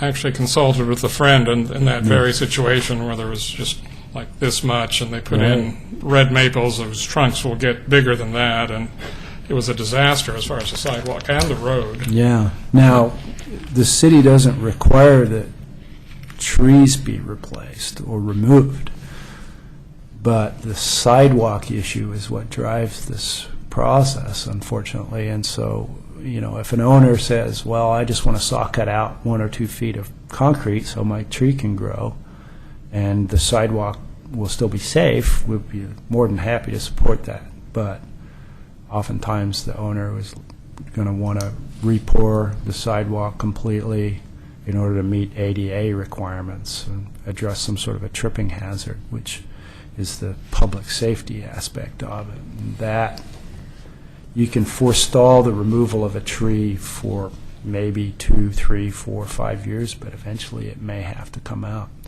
I talked to city arborists for the city of Portland, and they have 8 arborists who are both trained to look at the root structure of an existing street tree and determine whether root pruning for a sidewalk repair will cause that tree to be to have a fatal flaw and survive root pruning or not. And based on that inspection that they do, they will say the tree can go or the tree has to stay. And he told me that at most they can forestall removal of a tree about 10 years. But sooner or later the tree will have to come out because the root pruning will just make it not safe to keep. And of course they're dealing with really big trees. So I think what the city would like to get to at some point in the future is where we have a sustainable forest canopy in our public rights of way with trees that every abutting property owner is proud of and happy to maintain, and that the new subdivisions that go in have good, adequate planting space. And current standard is 4.5 feet. My feeling should be 5.5 minimum. You got a lot of other stuff that needs to fit in the right of way, but 5.5 is a good, reasonable width for a medium-sized street tree. The other thing that we recommend is root barrier placement, abutting the curb and the sidewalk.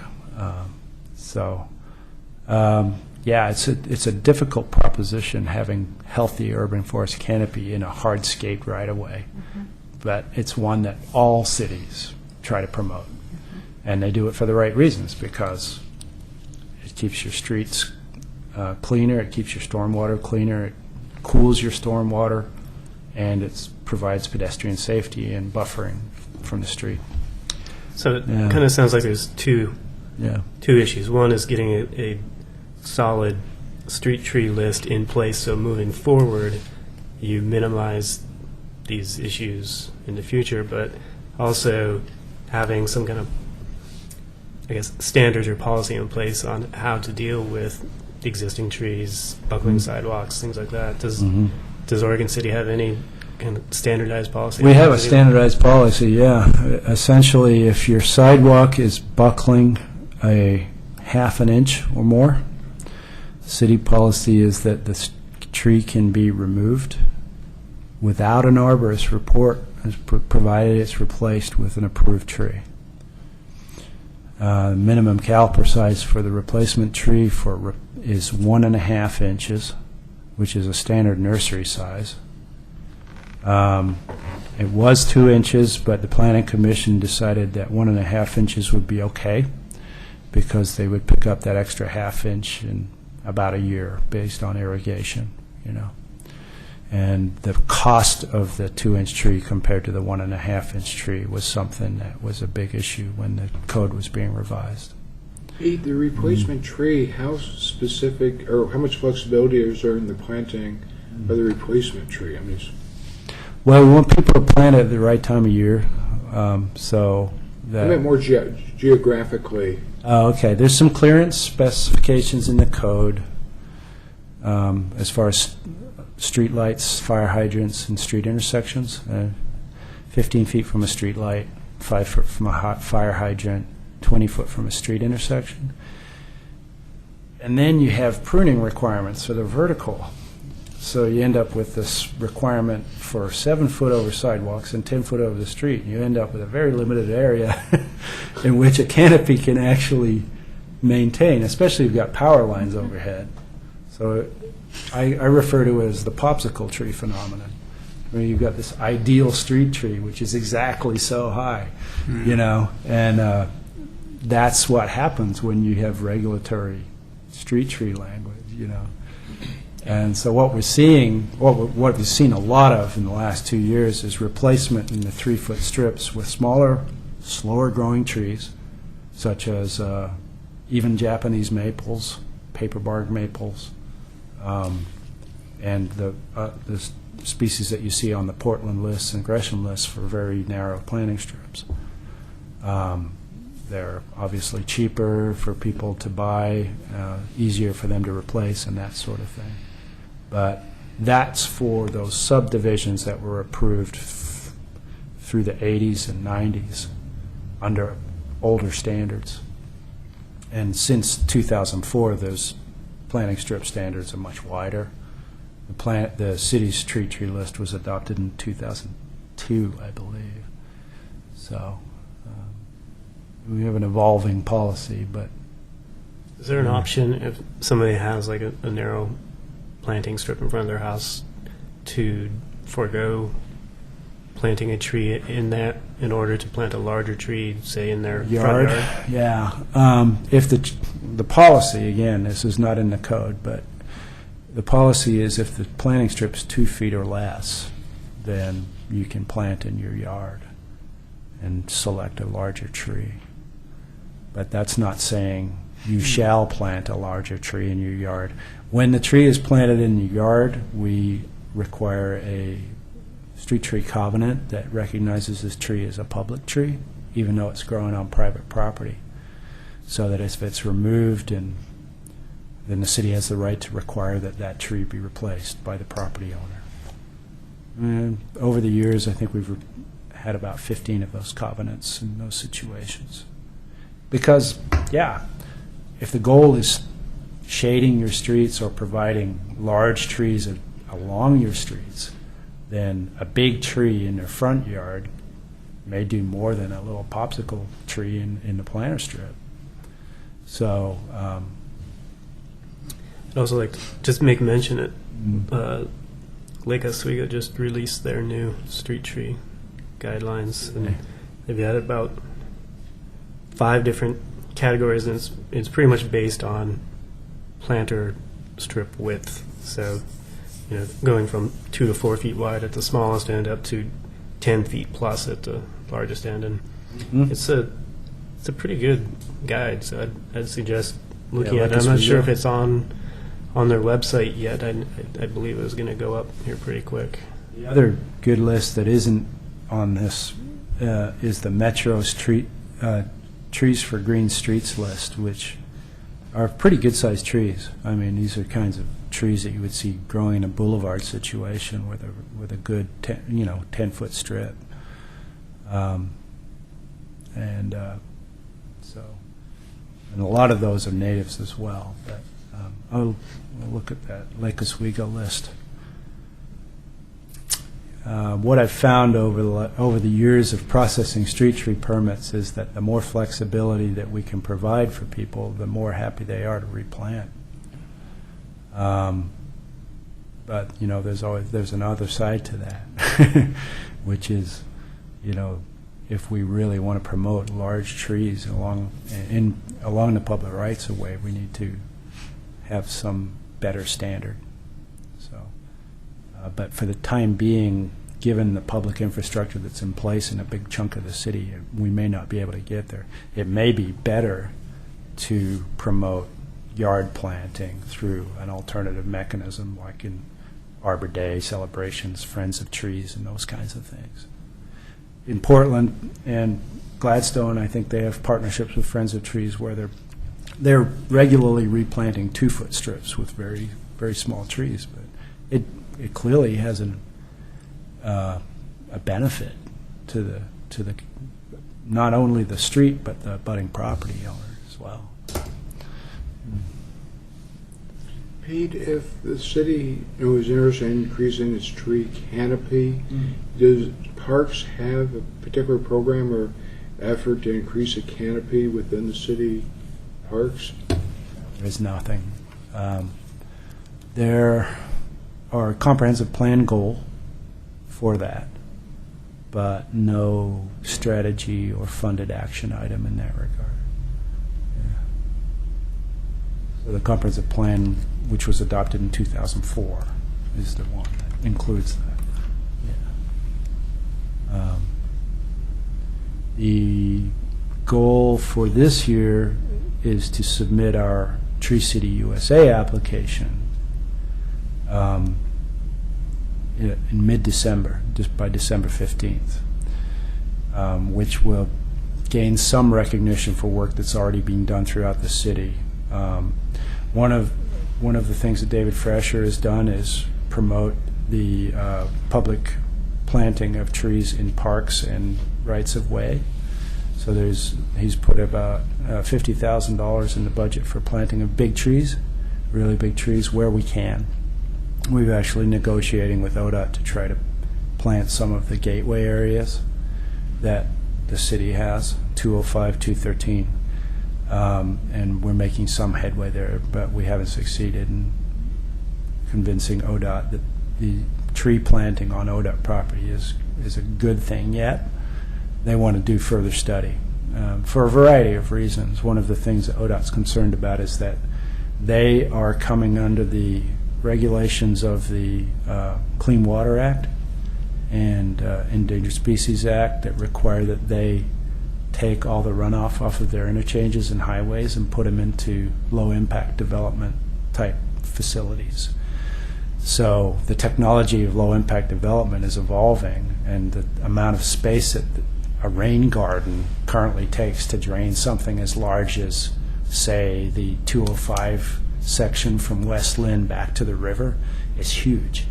It could potentially take up the entire Cloverleaf intersection of 213 and 99E and 205 bridge. But that's one of the projects that ODOT is looking at. So they're very concerned that the space that they need to filter stormwater off those ODOT facilities not affect tree planting areas that are planted, because if this, and then we get into federal nexus projects and whether a locally designated tree is a Section 106 resource and all these other regulatory things. But if we can manage to do it, with ODOT support through some sort of intergovernmental agreement, that's one of the areas that we're trying to replant as well. Some of the areas that are obvious for replanting in the city are the areas that have been identified through the city's stormwater management permit as needing additional shading along our streams, priority shading areas. And there's some really good maps available for where those would be along Abernathy Creek based on sun shadow studies that they've done and other areas within our natural resource overlay district areas as well. And that sort of thing. So it's there's a budget there for that, and the parks areas obviously. We had Arbor Day celebration at Chapin Park, and we planted Chapin, Hillendale, and Wesley Lynn Park, and about 50 trees of about 3-inch caliper back on Arbor Day, which was fun, and we had money left over, which was great.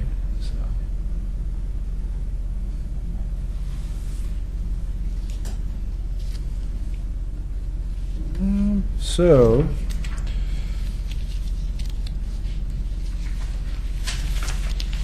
as far as adopting by a resolution a new street tree list, we're going to continue to work on that and bring an amended list before you soon. And it would be a kind of a conglomeration of some of the lists that we're already using regionally. And it would be organized according to formal planter strip widths, but it would also have opportunities for larger area plantings in areas within the Natural Resource Overlay District. Well, one of the things I'd really like to see the city focus on is more native plants. So within those lists, if they can be given like some kind of top priority or first tier presentation with the city, Yeah. with the city's goal to being the first city to try and rebuild as much of its original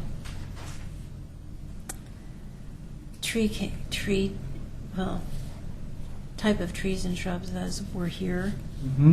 Just to focus on native planting. Yeah, there are some natives that are on the street tree list. They tend to be the vine maple. Obviously, white oak is a really big tree, so that's not on the list, but it's certainly on the native list for parks plantings and that sort of thing. It would be nice to see the city do native plantings in all their parks. In all the parks, yeah. No, I agree. And in fact, the parks that are within the Natural Resource Overlay District, which when we passed the Natural Resource Overlay District 3 years ago, one of the requirements was that if you have part of the Natural Resource Overlay District abutting an existing city park, the natural resources boundary had to be expanded to encapsulate the entire park. And that affected End of the Oregon Trail, Clackamas Park, I think Singer Creek, and maybe one other park which escapes me. It didn't affect... The 82nd Avenue Bridge Park, I don't know if it even has a name yet, but that one would Right. certainly, it goes right along the Clackamas. Right. So within the Natural Resource Overlay District and within those parks that are within it, you can only plant natives per our code.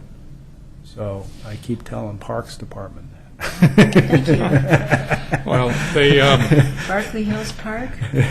they did plant a hybrid dogwood there instead of the native. It's half native and half eastern dogwood. It's a nice, very nice ornamental tree. So, it depends on how you're going to define natives, I suppose, but it's not strictly a native. Right. Yeah, I mean, in this, I don't know what the definition of native is in the Portland plant list here, but I think they provide one at Yeah, some point. well, Yeah. it grows naturally within a certain ecological types that are present in the city is basically the way they do it. Yeah. there's some trees of Oregon that are coming up in the Portland area that were never here originally, and they are volunteering in parks and so on. Yeah, so I'm looking at page 6 of this big document, but it says that they've got native defined, ornamental defined, nuisance defined, invasive defined, weed defined, and then noxious weed, which is useful because we have no definition like that in our current code. Absolutely. Yeah.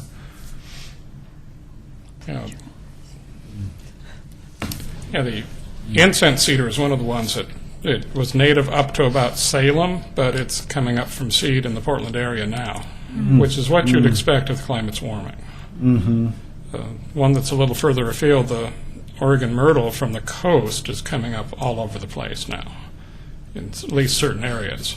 That's really interesting. I mean, is the idea there that you should adapt to the coming warming as opposed to trying to Well, buffer it? from my understanding, talking with people from Portland, they would consider the Oregon myrtle a non-native. Right. And but I think I might disagree myself. Because it is coming up from ornamental trees that were planted as just because people liked them. Pete, though, I've seen presentations where they're talking about like the wineries down the Napa Valley, that they're already making plans to reestablish those in the Northwest because of the anticipated changes with the climate. So, if the for-profit industries that depend upon climate and moisture and certain things in order to be profitable are already planning to relocate, to maintain their wines that they're producing down there, it doesn't seem like we should have our heads in the sand and ignore the changes that are afoot, because otherwise they're saying right now that the old growth trees, even preserved areas, are dying at a faster rate than historically documented. They're anticipating, because of the changes with climate, they're taking place even now. Yeah, it's a complicated thing. In Britain, they have a successful small vineyard movement. They are able to create world-class wines, but they're also getting a wetter climate out of the whole deal. This year was so wet that they're not going to process the grapes. It would not meet standards. They don't want to put out poor wine, in other words. So we don't know what all is going to happen. If it gets wetter and rainier, it could be actually cooler here.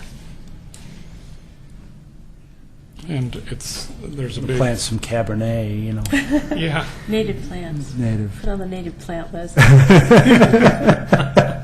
Oregon grape. We'll hybridize Cabernet and Oregon grape and come up with a native wine grape. Splice some genes. Grafted.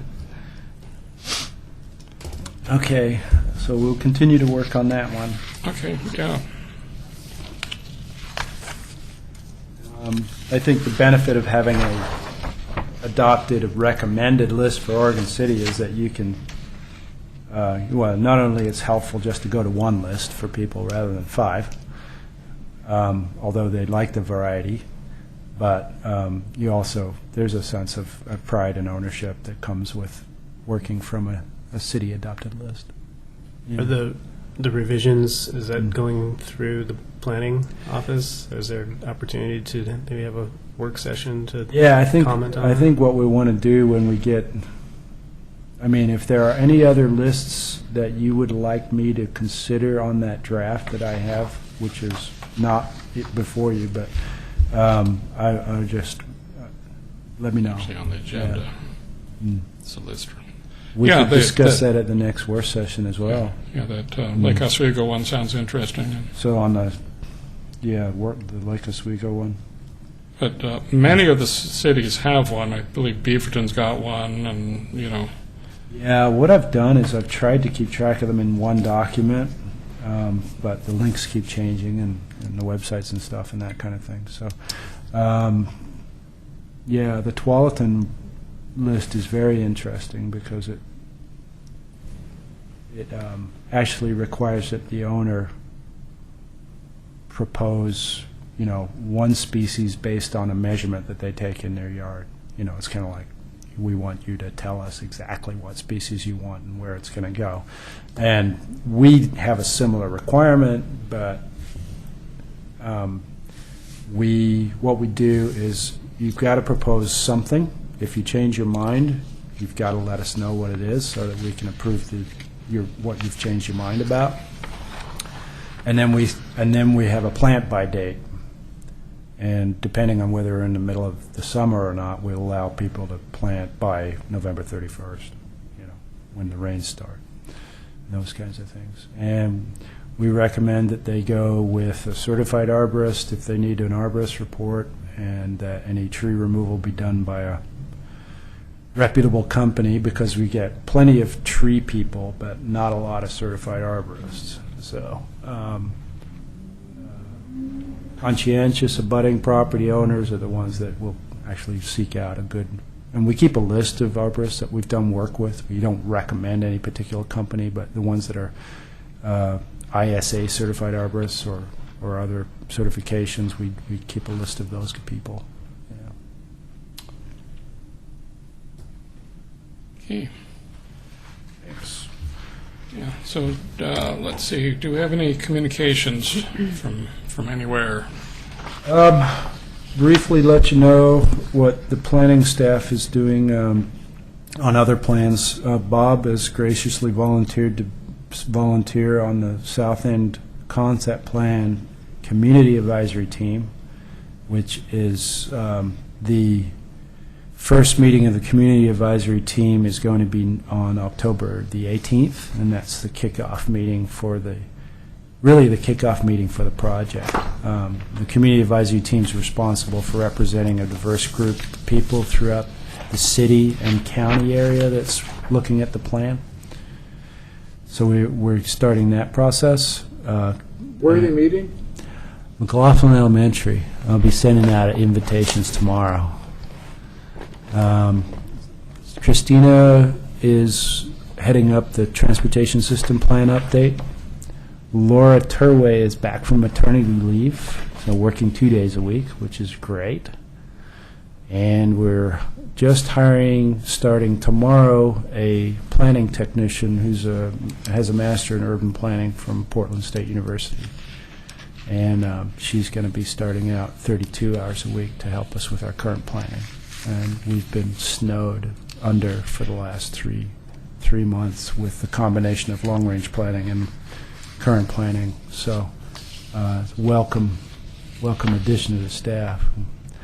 You may get to meet her in future meetings as well, since she's going to be shadowing some of the work that we're doing for the next 2 months to get trained.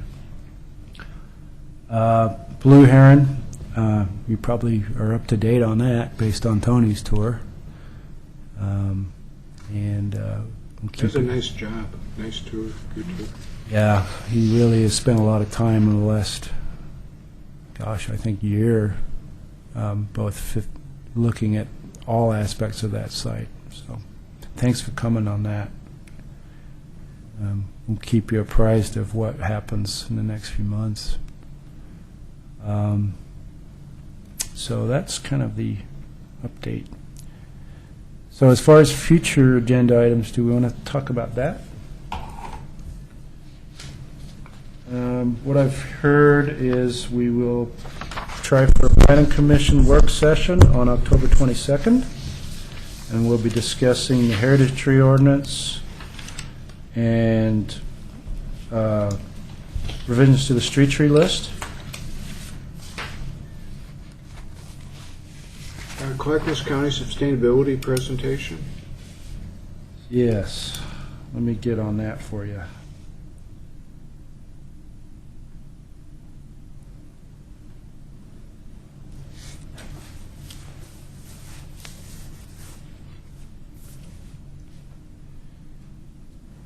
So that would be a future agenda item.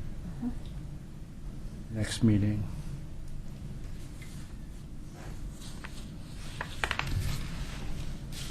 We're a little bit behind on our minutes, so I need to talk to Marlo and see if she can get some of the last 2 minutes, sets of minutes to us, so we can get the website updated on that. As a future agenda item, was wondering if we might consider looking at the lighting ordinance. Okay, yeah, thanks. Yeah, And I can get you a copy of the ordinance, and I have some background information for everyone to make that a simpler process for you. okay, yeah. I'm familiar with the what is it, the dark sky? IDS. IDS, yeah. And we did make some revisions to our lighting in our site plan and design review standards, so that we're all in one place now, and it's based, that's on the end of Chapter 1762 under outdoor lighting. It defines, it requires it requires foot candle levels, maximums at the property line, and it requires full cutoff fixtures. Great It's- start. Yeah. It actually doesn't require lighting at all, but if you do have lighting, it says these are the standards, you know. The thing is, you've got building code that requires lighting at sort of at building openings. So that's where we like, well, the building opening is maintained at a maximum of 3-foot candles, which may be quite high. The other thing, I think, you can correct me, but I think the model lighting code talks about lumens, and our code talks about foot candles. So I don't know from an industry perspective which is a better measure. You know. But that's a great one. One of the things that I was thinking would be really a creative, fun thing to do is they put out a series of, I think it's like 20 or 30 slides that explain all the different aspects of good lighting, safety, non-trespass, all those different things, and how they work. And to have an opportunity to just put that out for, like, on the public TV station with the slides moderated so someone could explain what they're looking at, just to show everybody why it's a good thing and how simple it is and how effective it is, and shifting some of the ideas and patterns we have about lighting. Like, more lighting is better, which isn't always true, because it dilates our eyes so we can't see then outside the light space. So interesting, and it's all done already. I mean, all you have to do is kind of put it together. So I think that would be a fun thing for us to consider doing, in terms of educating with pictures and Okay. dialogue. Yeah, Stories, examples are always good. examples. I don't think we have any pictures at all for lighting in our code as far as what is good and what is bad. Well, I have a whole series of slides. Maybe someone could transfer those slides into digital. I don't know. Yeah, no and problem. then we could use those. Just scan them. Yeah. Pete, just so that this fellow is kind of crime prevention specialist. I think at some point, some kind of convergence, just because people have legitimate like crime prevention needs or concerns in a sense. We're talking about lighting at the same time, but I think to take into account the needs or concerns that people have. Well, that's in these documents. Yeah, I think Wow. this is good because Yeah. people are going to choose between a dark sky or feeling safe. You know, and we've been building bonfires for a long, long time to make sure we can see what's out there. But I think it's a real good goal. It's just But it addresses those issues. good. Because they are main issues everybody's had. What about safety and lighting and concerns at night? So they have demonstration slides showing good and bad lighting and how good lighting actually provides better safety at lower lumens or whatever they call it than, bright lights glaring in your face that are too far apart and too high. Yeah. So Yep, we can do that. Good. All right, so we'll get a pretty full agenda. Already. Because we have a work session, and then if we have a meeting mid-November, mid-November, we will be fairly busy as a group. So does the next meeting have on Well, the agenda opportunity to update from the Heritage Tree work session? Yeah, I think so. Yeah. Hey Pete, I've got a question. If I'm looking at the third Wednesday in November is the day before Thanksgiving. Am I? That's what I mean. It's I'm wondering if people might be open or available to meet earlier that month. Because I'm just thinking realistically. we've got to not run into another Sure. group that's meeting, and Pete can tell us that. Yeah, I'm just looking at Thanksgiving's Thursday, November 22nd. Let me pull up the city calendar here. And there.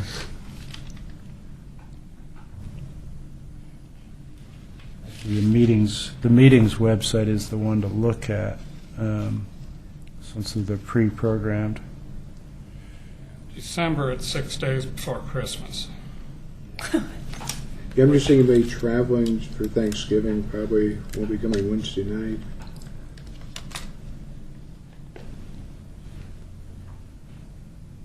Next month. So our next meeting is the 21st, is that what you're saying, Brian? Third Wednesday. Well, but that's the day before Yeah, I see what you're saying, yeah, okay. Thanksgiving, which So is the- not a good day to have a meeting. So the third Wednesday or the second Wednesday of the month? That was third. It's the second, I mean, Second. that's where we are now. Yeah, this is Oh, the second. you're actually right. It would be 14th. I think this is Yeah, something. you're that- right, it's a second, Yeah. So it would be on the 14th of 14th. November. Which would That'd be- be good. a little over a week, 8 days. Okay. I apologize.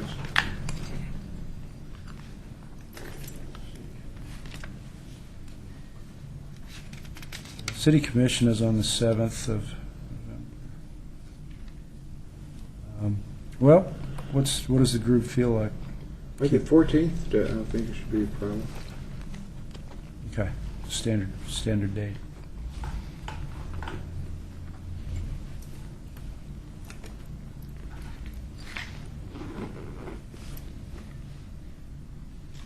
Okay. All right. Thanks. Thanks, Pete. That is it. I'm gonna adjourn the meeting. What is this thing? I'm going to have a training session on it, so. Yeah.